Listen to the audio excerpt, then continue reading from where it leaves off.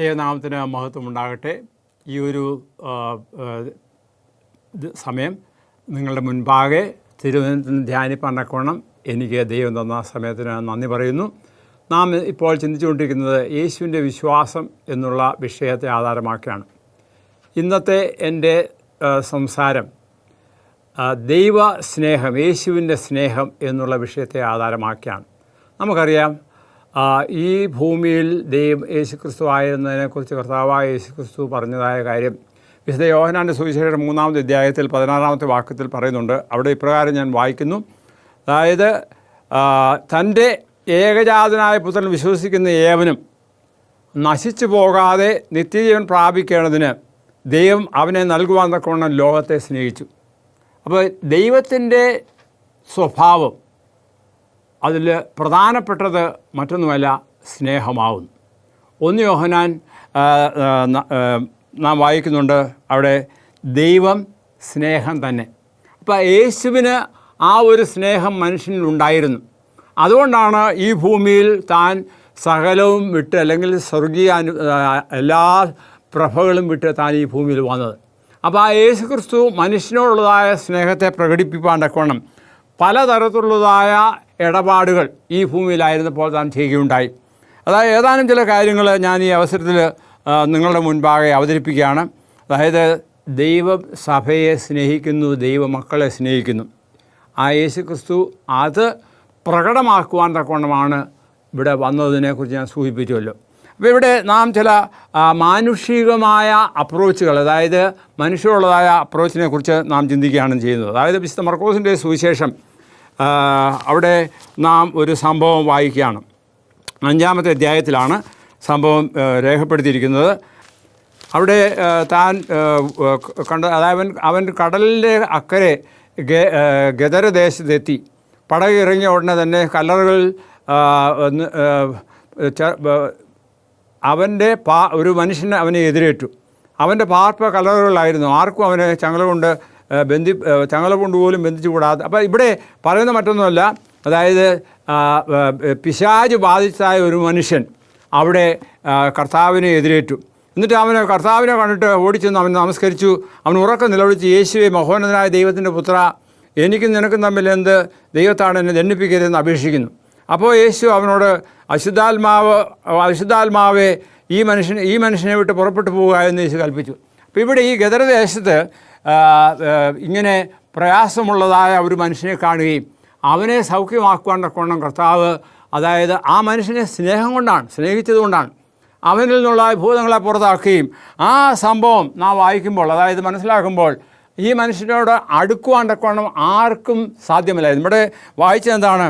അവൻ ചങ്ങല കൊണ്ട് ബന്ധിച്ച് ആ ചങ്ങല പൊട്ടിച്ച് വിലങ്ങ് ഉരച്ച് കളി. അപ്പം ബുദ്ധിയോടുകൂടി പ്രവർത്തിക്കുന്ന സംഗതിയാണ് ഇതൊക്കെയും. അപ്പോൾ അതുകൊണ്ട് ആ ഒരു പ്രവൃത്തിയിൽ പ്രേരിതനാണെങ്കിലും കർത്താവിനെ കണ്ടപ്പോൾ അവൻ ഉറക്കം നിലവിളിച്ച്, യേശുവേ, മഹോന്നതനായ ദൈവത്തിൻ്റെ പുത്ര, എനിക്ക് നിനക്കും തമ്മിൽ എന്ത് എന്നെ ദണ്ഡിപ്പിക്കരുതെന്ന് അപേക്ഷിക്കുന്നു. അശുദ്ധാത്മാവ് ആ മനുഷ്യനെ വിട്ട് പുറപ്പെട്ടു പോകുക എന്ന് യേശു കൽപ്പിച്ചു.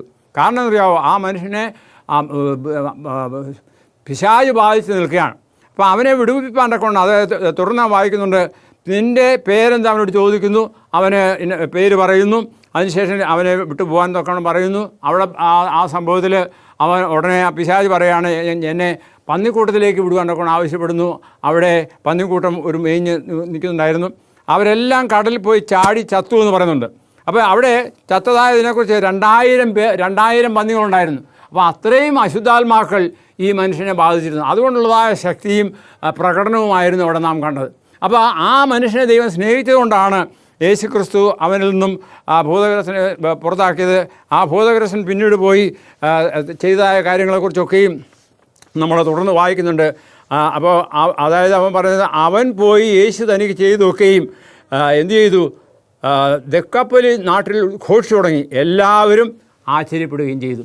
അപ്പോൾ ഇത് യേശുവിൻ്റെ സ്നേഹം, ആ മനുഷ്യനുള്ള സ്നേഹമാണ് ഇവിടെ പ്രകടമാകുന്നത്. ആ മനുഷ്യനുണ്ടായിരുന്ന 2000-ഓളം വരുന്ന അശുദ്ധാത്മാക്കളെ വിടുവിക്കുവാനും അങ്ങനെ ആ മനുഷ്യന് നോർമലായിട്ട്, അതായത് സാധാരണ ജീവിതം നയിപ്പാൻ തക്കവണ്ണം സാധിക്കും. അതായത് താൻ എന്നിട്ട് ഇതെന്താണ്, തനിക്ക് ദൈവം ചെയ്തൊക്കെയും മറ്റുള്ളവർ പറയുവാൻ തക്കവണ്ണം, സാക്ഷീകരിപ്പാൻ തക്കവണ്ണം ഇടയായി തീർന്നു. അപ്പോൾ നമ്മുടെ ജീവിതത്തിൽ നമുക്കതൊരു മാതൃകയാണ്. കാരണം കർത്താവ് അവനെ സ്നേഹിച്ചുകൊണ്ടാണ് ഇങ്ങനെ ചെയ്തത്. പിന്നെ നമ്മൾ തുടർന്ന് വായിക്കുമ്പോൾ ഇതുപോലുള്ള അനേക സംഭവങ്ങളുണ്ട്. ഒന്ന് രണ്ട് സംഭവങ്ങൾ ഞാൻ പറയുവാൻ കൊണ്ടും ആഗ്രഹിക്കുകയാണ്. അതായത് ഈ ഭൂമിയിൽ ദൈവം ആയിരുന്നപ്പോൾ, കർത്താവായ യേശു ക്രിസ്തു ആയിരുന്നപ്പോൾ താൻ പഠിപ്പിക്കുകയുണ്ടായി, നാം സകലവും നേടിയാൽ, ഈ സർവ്വലോകവും നേടിയാലും നമ്മുടെ ആത്മാവിന് നഷ്ടപ്പെട്ടാൽ ഒരു പ്രയോജനവുമില്ല. നമുക്കറിയാം അനേകരെ ഇന്ന് ഈ ഭൂമിയിൽ ജീവിക്കുന്നുണ്ട്. അവരുടെയൊക്കെ പ്രകൃതി പണമുണ്ടാക്കുക, ധനമുണ്ടാക്കുക, അതിനുവേണ്ടി എന്തെല്ലാം കാര്യങ്ങൾ ചെയ്യാമോ അത് ചെയ്യുക, മറ്റുള്ളവരെ ഉപദ്രവിക്കുന്നതിന് ദ്രോഹിക്കുന്നതിന് യാതൊരു കണക്കുമില്ല. അപഹരണം എന്ന് പറയാനൊക്കത്തില്ല. അവർ ബിസിനസ് ചെയ്ത് അല്ലെങ്കിൽ പലതരത്തിലുള്ള പണം ഉണ്ടാക്കുകയാണ്. പക്ഷേങ്കിൽ ബൈബിളിലുള്ള ഒരു സംഭവം പറയുന്നത്, അതായത് നാം ഈ സർവ്വസമ്പത്തും നേടിയാൽ, ഈ ഭൂമി മുഴുവൻ നമ്മൾ നേടിയാലും നമ്മുടെ ആത്മാവിനെ നഷ്ടപ്പെട്ടാൽ നമുക്ക് ഒരു പ്രയോജനമില്ല. അപ്പോൾ അതിൻ്റെ വാല്യൂ, അതായത് അതിൻ്റെ വില എന്താണ്? ഈ ഭൂമി മുഴുവനായിട്ട് തന്നെ നേടിയാൽ, അല്ലെങ്കിൽ നമുക്ക് ഉണ്ടെങ്കിലും സമ്പത്തുണ്ടെങ്കിലും നമ്മുടെ ആത്മാവ് നഷ്ടപ്പെട്ടാൽ, അത് നമ്മുടെ സ്വർഗ്ഗജീവിതം നഷ്ടപ്പെട്ടാൽ ഒരു പ്രയോജനവുമില്ല. അതുകൊണ്ട് എന്നേക്കുമായിട്ട് മണ്ണിലടിഞ്ഞ് പോവുകയുള്ളൂ. അതുകൊണ്ടാണ് എന്താണ് നാം ചെയ്യേണ്ടത്? ദൈവത്തെ സ്നേഹിക്കുക, ദൈവ കൽപ്പന പ്രമാണിക്കുക, ദൈവത്തെ അനുസരിച്ച് ജീവിക്കുക എന്നുള്ളതായ കാര്യങ്ങൾ ഓർക്കുന്നത്. പിന്നെ നമുക്ക് അടുത്തൊരു സംഭവം ഇവിടെ ഞാൻ ചിത്രീകരിക്കുന്നത്, ഒരു പ്രാവശ്യം യോഹന്നാന്റെ സുവിശേഷം 8-ാമത്തെ അധ്യായത്തിലാണ് ചിത്രീകരിക്കുന്നത്. അതായത് ഒരു സ്ത്രീയെ യഹൂദന്മാരെ പിടിച്ചുകൊണ്ട് വന്നു. അത് രേഖപ്പെടുത്തിയിരിക്കുന്നത് 8-ാമത്തെ അധ്യായത്തിലാണെന്ന് ഞാൻ പറഞ്ഞു, യോഹന്നാന്റെ സുവിശേഷം. അവിടെ പറയുന്നത് 1 മുതൽ നാം വായിക്കുമ്പോൾ ഈ സംഭവം ചിത്രീകരിക്കുകയാണ്. അതായത് അവൻ ഒലിവ് മലയിലെത്തിപ്പോയി. അധികാലത്ത് പിന്നെ അവിടെ അവർ ഉപദേശിച്ചുകൊണ്ടിരിക്കുമ്പോൾ പരീശന്മാരും ശാസ്ത്രിമാരും വ്യഭിചാരത്തിൽ പിടിച്ച ഒരു സ്ത്രീയെ കൊണ്ടുവന്നു അവൻ്റെ നടുവിൽ നിർത്തി. അവനോട്, ഗുരു, ഈ സ്ത്രീ വ്യഭിചാരകർമ്മത്തിൽ പിടിച്ചിരിക്കുന്നു, ഇങ്ങനെയുള്ളവരെ കല്ലെറിഞ്ഞ് കൊല്ലണം എന്ന് മോശ ന്യായപ്രമാണത്തെ കൊണ്ട് കൽപ്പിച്ചിരിക്കുന്നു. ഇത് അവളെക്കുറിച്ച് നീ എന്ന് പറയുന്നു. അപ്പോൾ ഇത് യേശുവിനെ പരീക്ഷിക്കുവാൻ വേണ്ടിയാണ് ഇവർ ഇത് ചെയ്തത്. പക്ഷേ യേശു ക്രിസ്തു താഴോട്ട് പറയുമ്പോൾ അവനോട് നിങ്ങളിൽ പാപമില്ലാത്തവർ ഒന്നാമത് അവളെ കല്ലെറിയട്ടെ എന്ന് പറഞ്ഞു. അപ്പോൾ അവിടെ നിന്ന് മനുഷ്യൻ, എന്നിട്ട് കർത്താവോട് ഈ സംഭവം പറയുന്നത്, കർത്താവോട് കുനിഞ്ഞിരുന്ന് ഇങ്ങനെ മണ്ണിലോ അല്ലെങ്കിൽ ഇവിടെ ഇങ്ങനെ താൻ പിന്നെയും കുനിഞ്ഞ് വിരൽ കൊണ്ട് നിലത്ത് എഴുതിക്കൊണ്ടിരുന്നു. ഇത് കേട്ടിട്ട് മനസാക്ഷിയുടെ ആക്ഷേപം ഹേതുവായി മൂത്തവരും ഇളയവരും ഓരോരുത്തരായി വിട്ടുപോയി. യേശു മാത്രവും നടുവിൽ നിൽക്കുന്ന സ്ത്രീയും ശേഷിച്ചു. അപ്പോൾ ബാക്കിയുള്ളവരെല്ലാം പോയി. അവർക്കൊക്കെ ഈ മനസാക്ഷി അനുസരിച്ച് പാപം ചെയ്തവരാണ്. അപ്പോൾ പാപമില്ലാത്തവർ കല്ലെറിയട്ടെ എന്നാണ് പറഞ്ഞത്. അതുകൊണ്ട് യേശു പിന്നെ യേശു നിവർന്ന് അവളോട്, സ്ത്രീയെ, അവരെവിടെ? നിനക്ക് ആരും ശിക്ഷ വിധിച്ചില്ലയോ എന്ന് ചോദിച്ചതിന്, ഇല്ല കർത്താവേ എന്ന് പറഞ്ഞു. എന്നാൽ ഈ സ്ത്രീയെക്കുറിച്ച് പറയുമ്പോൾ അവൾ ഏത് നേരവും തൻ്റെ നേരെ കല്ല് വന്ന്, അതായത് കല്ലുകൊണ്ട് ചാകാൻ തക്കവണ്ണമുള്ള ഒരു അവസ്ഥയാണ് മോശയുടെ കൽപ്പന പ്രകാരം പറഞ്ഞിരിക്കുന്നത്. അപ്പോൾ ചാകാൻ വേണ്ടി റെഡിയായിക്കൊണ്ടിരിക്കുകയാണ്. പക്ഷേ ഒന്നും സംഭവിച്ചില്ല. അവരൊന്നായിട്ട് എല്ലാവരും പോയി. യേശുവും ആ സ്ത്രീയും മാത്രം ശേഷിച്ചു. അവസാനം പറയുന്നത്, സ്ത്രീയെ ഇനി മേലാൽ പാപം ചെയ്യരുത് എന്ന് പറഞ്ഞ് അവളെ പറഞ്ഞു വിടുന്നതായ സംഗതി. അതായത് ഇവിടെ പറയുന്നത്, യേശു പറഞ്ഞത് നിവർന്ന് അവളോട്, ഇല്ല കർത്താവേ എന്ന് പറഞ്ഞ്, ഞാനും നിനക്ക് ശിക്ഷ വിധിക്കുന്നില്ല, ഇനിയും പാപം ചെയ്യരുത് എന്ന് യേശു പറഞ്ഞു.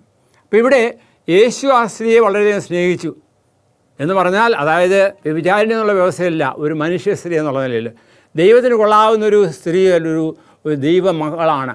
അതുകൊണ്ട് ആ ഒരു സ്നേഹപ്രകടനമാണ് ഇവിടെ നാം കാണുന്നത്. അപ്പോൾ അതുകൊണ്ട് ഈ വ്യഭിചാരിണികളായി കുറ്റം ചെയ്യുന്നവരെല്ലാം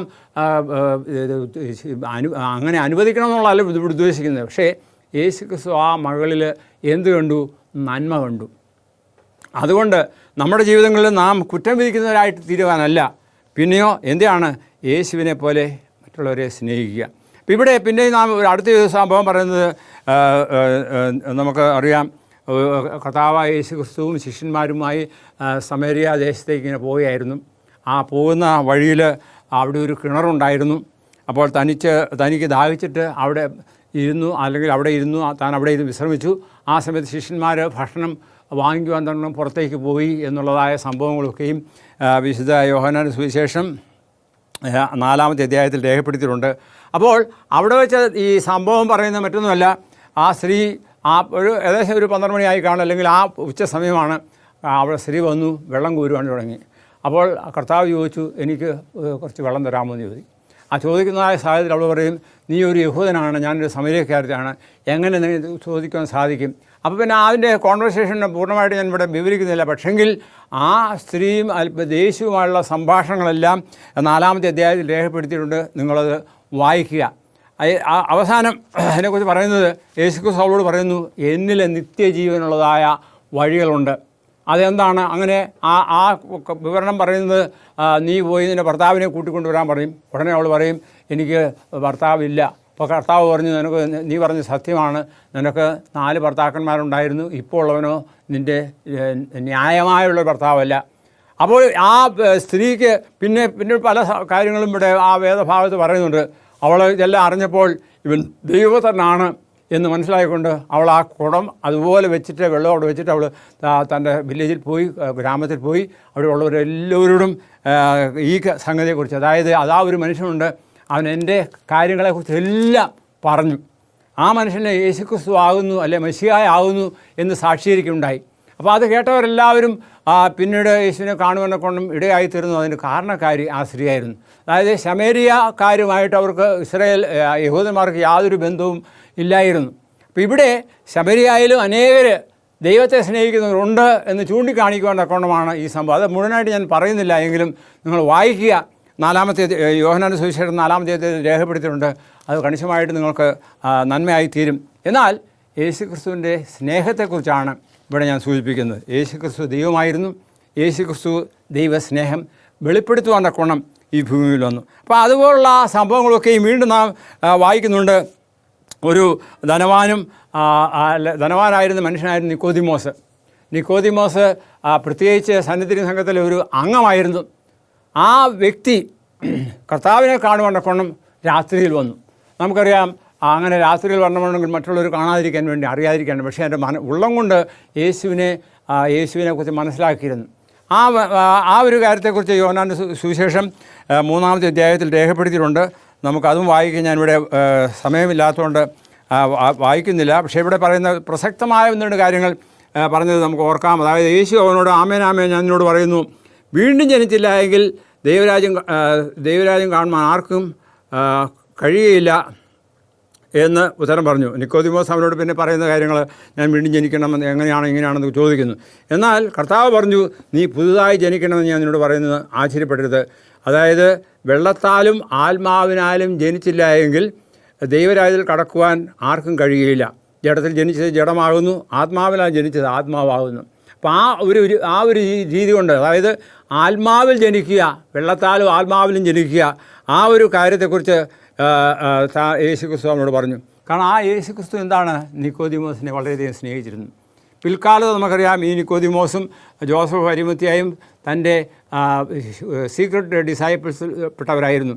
അവർ വന്നാണ് യേശുക്രിസ്തുവിൻ്റെ സംസ്കാരത്തിലൊക്കെയും പങ്കെടുക്കുകയും അതിനുവേണ്ട ഒത്താശകളും അല്ലെങ്കിൽ കാര്യങ്ങളൊക്കെയും ചെയ്തത്. അപ്പോൾ ഈ ഭൂമിയിൽ അനേകർ ഇതുപോലെ ദൈവത്തെ സ്നേഹിക്കുന്നവരുണ്ട്. അവരൊക്കെയും യേശു സ്നേഹിക്കുന്നുണ്ട്. അവരുടെ വ്യക്തിപരമായിട്ട് വേണ്ട കാര്യങ്ങളൊക്കെയും പറയുവാൻ തക്കവണ്ണം ഇടയായിത്തീരുന്നു. അത് നമുക്ക് വീണ്ടും ഇതുപോലുള്ള സംഭവങ്ങൾ അനവധിയായിട്ട് ബൈബിളിലുണ്ട്. അതായത് നമുക്കറിയാം, ഒരു ധനവാനായ മനുഷ്യനും റിച്ച് മാൻ ആൻഡ് ലാസറസ്, ധനവാനും അതുപോലെ ലാസറസ് എന്ന് പറയുന്നതായ ദരിദ്രനുണ്ടായിരുന്നു.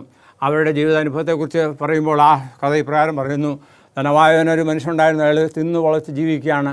അവിടെ ലാസറസ് ഒന്നുമില്ലാതെ ദരിദ്രനായിട്ട് ജീവിക്കുകയാണ്. ഈ ധനവാൻ്റെ മേശയിൽ നിന്ന് വീഴുന്നതായ ആഹാരം കൊണ്ടതാണ് ജീവിച്ചിരുന്നത്. അവസാനം ഈ സംഭവം വേദപുസ്തകത്തിൽ രേഖപ്പെടുത്തിയിരിക്കുന്നതനുസരിച്ച് പറയുന്നത് ധനവാൻ മരിച്ചു, അവൻ നരകത്തിലേക്ക് പോയി. അല്ലെങ്കിൽ അതുപോലെ ലാസർ മരിച്ചു, ലാസർ അബ്രഹാമിൻ്റെ മടിയിലേക്ക് പോയി. ഇത് ഒരു ഉപമയാണ്. എന്നിരുന്നാലും നാം ഓർത്ത് നോക്കുക, അതായത് മനുഷ്യൻ്റെ അവസ്ഥ, അതായത് ഈ ഭൂമിയിൽ ജീവിച്ച് അല്ലെങ്കിൽ ധനമുണ്ടാക്കി അതിൽ പുളച്ച് ജീവിച്ചാൽ അവരുടെയൊക്കെ അനുഭവം നരകത്തിൽ പോവുകയാണ്. അവിടെയുള്ളതായ കഷ്ടപ്പാടിനെ കുറിച്ച് പറയുകയാണ്. അത് കണ്ടപ്പോൾ താൻ മുകളിലേക്ക് നോക്കിയപ്പോൾ ലാസർ എബ്രഹാമിന് മടിയിലിരിക്കുന്നതായിട്ട് ചിത്രീകരിക്കുകയാണ്. അപ്പോൾ ഇവനിവിടെ കിടന്നങ്ങനെ വെന്ത് വേവുകയാണ്. അതുകൊണ്ട് പറഞ്ഞ് ആ ലാസറിനോട് വന്ന് എന്നെ ഒന്ന് ഒരു തുള്ളി വെള്ളം എൻ്റെ നാവിൽ തൊടുക. അപ്പോൾ ഇത് ഞാനിങ്ങനെ പറഞ്ഞു പോകുന്നത് മറ്റൊന്നുമല്ല. അപ്പോൾ പറഞ്ഞു അപ്പോൾ ലാസറിനോട് വിടാൻ പറഞ്ഞപ്പോഴത്തേക്ക് പറഞ്ഞ സംഭവം ഞാൻ പൂർണ്ണമായിട്ടും വ്യക്തമായിട്ടും പറയുന്നില്ലെങ്കിലും നിങ്ങൾ വായിക്കുക. അവിടെ പറയുന്നത്, ഇത് രേഖപ്പെടുത്തിയിരിക്കുന്നത് മത്തായിയുടെ സുവിശേഷം, ലൂക്കോസിൻ്റെ സുവിശേഷം 12-ാമത്തെ അധ്യായത്തിലാണ്. അവിടെ ഈ നറേഷനിൽ പറയപ്പെട്ട കാര്യത്തിൽ പറയുന്നത് എന്താണ്? അതായത് പിന്നെ യേശു പറയുകയാണ്, ഈ ഭൂമിയിൽ ജീവിക്കുമ്പോൾ അവർ ചെയ്യേണ്ട കാര്യങ്ങൾ നന്മ ചെയ്യുക. ഒരുത്തൻ സ്വർഗത്തിൽ നിന്ന്, അതായത് മരിച്ച ഒരുത്തൻ വന്ന് പറഞ്ഞാൽ പോലും അതുകൊണ്ട് പ്രയോജനമില്ല. അപ്പോൾ കാരണം ഈ ധനവാൻ പറയുകയാണ് എൻ്റെ സഹോദരങ്ങളൊക്കെ ഉണ്ട്, അവർക്ക് ഇതുപോലുള്ള അനുഭവം ഉണ്ടാകാതിരിക്കൊണ്ടും ചെയ്യാം. പക്ഷേ നീ ഭൂമിയിൽ ജീവിച്ചിരിക്കുമ്പോൾ തിരുവചനം അനുശാസിക്കുന്നതായ വ്യക്തിയിൽ നിന്ന് ദൈവസ്നേഹത്തെക്കുറിച്ച് ഗ്രഹിക്കുക. അത് പഠിക്കുമ്പോൾ കണിശമായിട്ടും നമുക്കെന്തുണ്ടാകും? ആ ജീവിതത്തിൽ മാനസാന്തരം ഉണ്ടാകണം. അപ്പോൾ അതിന് ഈ ഭൂമിയിൽ യേശുക്രിസ്തു വന്നത് അതായത് നമ്മെ ഓരോരുത്തരെയും വീണ്ടെടുക്കുവാൻ വേണ്ടിയാണ്. വെള്ളത്താൽ ആത്മാവിനാൽ സ്നാനപ്പെടുക, അതുപോലെ തന്നെ നന്മ ചെയ്യുക, അങ്ങനെയുള്ള കാര്യങ്ങളൊക്കെ ചെയ്യുമ്പോൾ കണിശമായിട്ടും ഈ ബൗണ്ടറി ഇല്ലാതെ, അതായത് വേർപിരിവില്ലാതെ ദൈവത്തെ സ്നേഹിക്കുക, നന്മ കണ്ടെത്തുക, മറ്റുള്ളവരെ സഹായിക്കുക.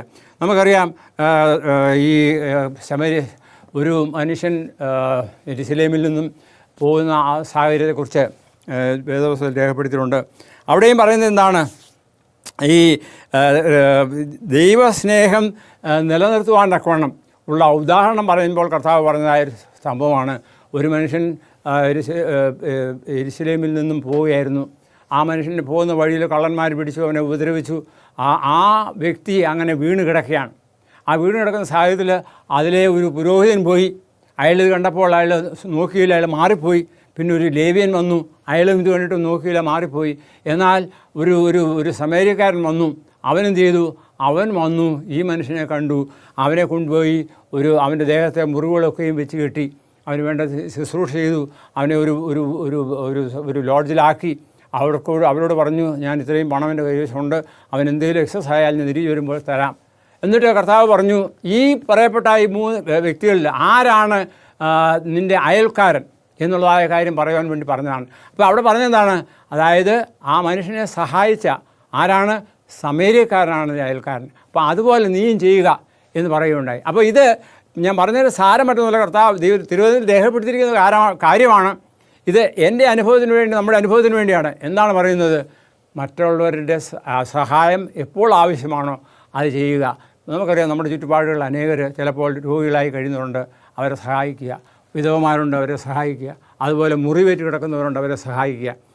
നമ്മളാവത് സഹായിക്കുക. ഒരിക്കലും കണ്ടില്ല എന്ന് നടിച്ച് നടക്കരുത്.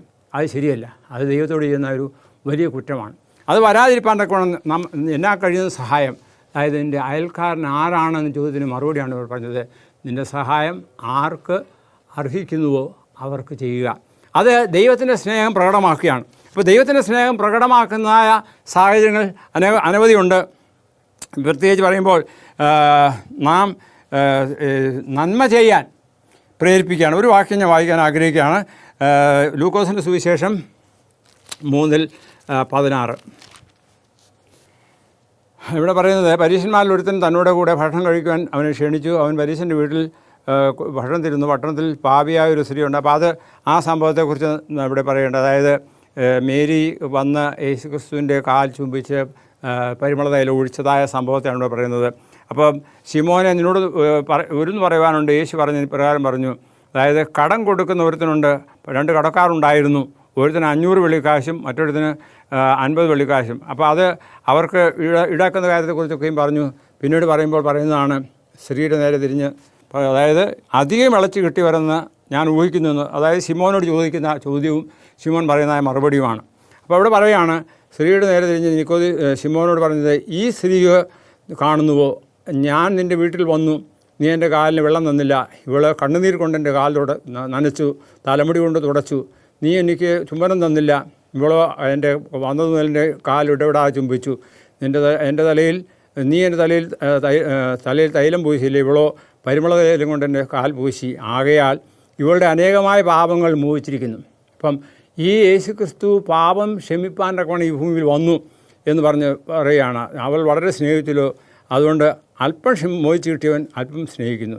പിന്നെ അവനോട് പറഞ്ഞത്, നിൻ്റെ പാപങ്ങൾ മോഹിച്ച് തന്നിരിക്കുന്നു. അതെ. അപ്പോൾ അതുകൊണ്ട് പിന്നീട് താഴോട്ട് പറയുന്നത്, ഇവനോടുകൂടെ പന്തിയിലിരുന്നവർ പാപമോചനവും കൊടുക്കുന്ന ഇവൻ ആരെന്ന് തമ്മിൽ പറഞ്ഞു തുടങ്ങി. ഞാനോ സ്ത്രീയോട് നിൻ്റെ വിശ്വാസത്തിനെ രക്ഷിച്ചിരിക്കുന്നു, സമാധാനത്തോടെ പോകാം.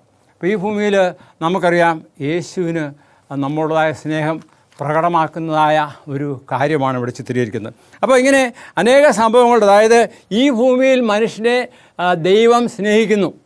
ആ സ്നേഹത്തിൻ്റെ നിലനിൽപ്പാണ് നാം ഇവിടെ കാണുന്നത്. കാരണം തൻ്റെ ഏകജാതനായ പുത്രനിൽ വിശ്വസിക്കുന്ന ഏവനും നശിച്ചു പോകാതെ നിത്യജീവൻ പ്രാപിക്കേണ്ടതിന് ദൈവം ഈ ലോകത്തെ സ്നേഹിച്ചു.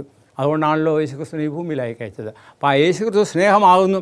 ആ യേശു ക്രിസ്തു മനുഷ്യരിടയിൽ തൻ്റെ സ്നേഹപ്രകടനങ്ങൾ പലതരത്തിലുള്ളതായ പ്രകടനങ്ങൾ നമ്മൾ ചിന്തിച്ചു. ഇനി അനേക കാര്യങ്ങളുണ്ട്. അതൊക്കെ മനസ്സിലാക്കണമെന്നുണ്ടെങ്കിൽ നാം എന്ത് ചെയ്യണം? തിരുവചനം വായിക്കുക, പ്രത്യേകിച്ച് സുവിശേഷങ്ങൾ വായിക്കുക. അത് മത്തായി, മർക്കോസ്, ലൂക്കോസ്, യോഹന്നാൻ ഈ പറയപ്പെട്ട ലേഖനങ്ങളിലൊക്കെ ഇത് രേഖപ്പെടുത്തിയിട്ടുണ്ട്.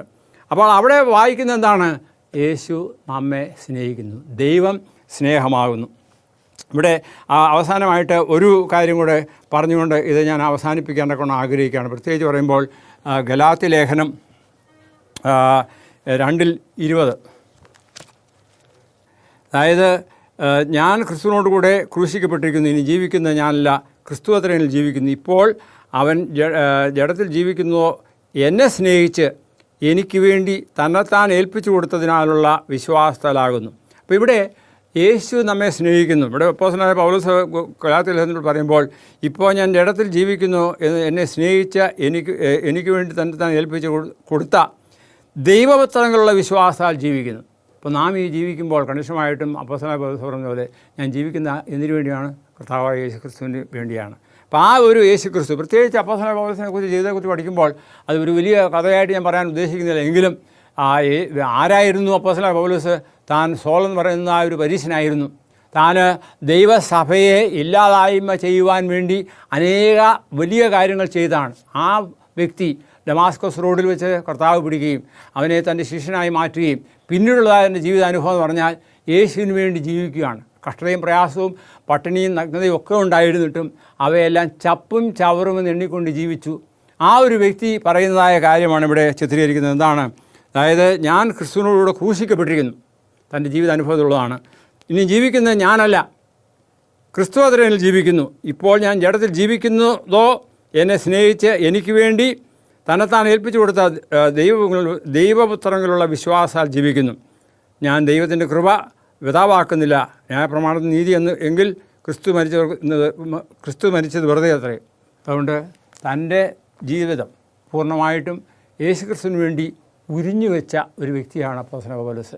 അപ്പോൾ എന്താണ് ദൈവത്തിൻ്റെ സ്നേഹം മനസ്സിലാക്കിയതായ പൗലോസ്? അതുകൊണ്ട് തൻ്റെ ജീവിതത്തിൽ അത് പൂർണ്ണമായി പ്രകടമാക്കുവാൻ തക്കവണ്ണം ചപ്പും ചവറും എണ്ണി ജീവിച്ചതായ ഒരു സാഹചര്യം നാം കാണുന്നു. അതുകൊണ്ട് ഭൗമിക ജീവിതത്തിൽ നാം യേശുവിൻ്റെ വിശ്വാസമുള്ളവരായി തീരുവാൻ എന്താണ്? മറ്റുള്ളവരെ സ്നേഹിക്കുക. ഞാൻ നിന്നെപ്പോലെ തന്നെ നിൻ്റെ അയൽക്കാരനെ സ്നേഹിക്കുക എന്ന് ദൈവത്തിൻ്റെ കൽപ്പന പറയുന്നുണ്ട്. അപ്പോൾ അതുകൊണ്ട് ആ ഒരു ജീവിതശൈലി നമുക്കുണ്ടാകുവാൻ ദൈവം നമ്മെ ഓരോരുത്തരെയും സഹായിക്കട്ടെ, അനുഗ്രഹിക്കട്ടെ. നമുക്ക് പ്രാർത്ഥിക്കാം. ഞങ്ങളെ സ്നേഹിക്കുന്ന സ്വർഗീയ വാഴ്ത്തപ്പെട്ട ദൈവമേ, തിരുസന്നിധിയിലേക്ക് അടിയങ്ങളത്തിന് പ്രാവശ്യങ്ങളെ താഴ്ത്തുന്നു. യേശുവിനെ പോലെ ആയിത്തീരുവാൻ തക്കവണ്ണം സ്നേഹമുള്ളവരായി അത് പ്രകടമാക്കുന്നവരായി തീരുവാൻ ഞങ്ങളെ സഹായിക്കണമേ. അടിയങ്ങൾ പല കഥകൾ കേട്ടു, അത് വെറും കഥകളായി തീരാതെ ഞങ്ങളുടെ ജീവിത അനുഭവങ്ങളാക്കി മാറ്റണമേ.